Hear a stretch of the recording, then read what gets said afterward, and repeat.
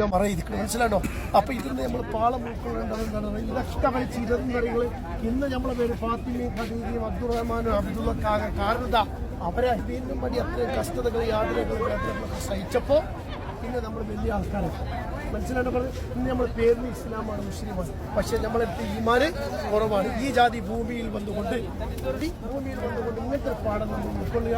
ഇൻഷാ അല്ലാഹ് ഇവിടുന്ന് പോണിൻ്റെ റസൂലിന്റെ രക്തം പോകുന്ന സ്ഥലമാണ്. എൻ്റെ റസൂൽ എനിക്കും വേണ്ടി ശ്രമിച്ച സ്ഥലമാണ്. അതുകൊണ്ട് ഞാൻ മരിക്കോളം ഇന്നാലൊരു സുന്നത്ത് ഞാൻ നിത്യമായി പാലിക്കുന്നത്. ഇതാണ് ഏത് മലതാ ഉഹുദ് മല എത്ര കിലോമീറ്റർ? 7 കിലോമീറ്റർ. ഇതൊക്കെ അറിയോ? നമുക്ക് ഇത്ര ഗരീബിയായിട്ട് മലക്കൊന്നിട്ട് നബിയെ ഒരു ടെൻഷനാണ്ട ഒരു കാര്യം എന്നുത്ര പട്ടിയെടുക്കണ ഉഹുദ് മല ഫുള്ള് ഞാൻ സ്വർണ്ണാക്കിയിട്ടില്ല എന്ന് പറഞ്ഞു. നോക്കണങ്ങൾ പക്ഷേ ഇന്ന് ശാസ്ത്രലോകം ഇതിന് ടെസ്റ്റ് ചെയ്തിട്ട് കംപ്ലീറ്റ് സ്വർണ്ണമാണ്. റസൂലുള്ളാഹിയുടെ ഹദീസ് ഉണ്ടെന്നുണ്ടെങ്കിൽ ഇന്നീല അജിദു റീഹൽ ജന്നതി മിൻ വറാഇ ഉഹുദിൻ, ഉഹുദിന്റെ പിന്നിൽ നിന്ന് ഇടയ്ക്ക് എനിക്ക് സ്വർഗത്തിന്റെ വാസന കിട്ടുന്നു. മുസ്തഫ നബി എന്താ ഹദീസ്?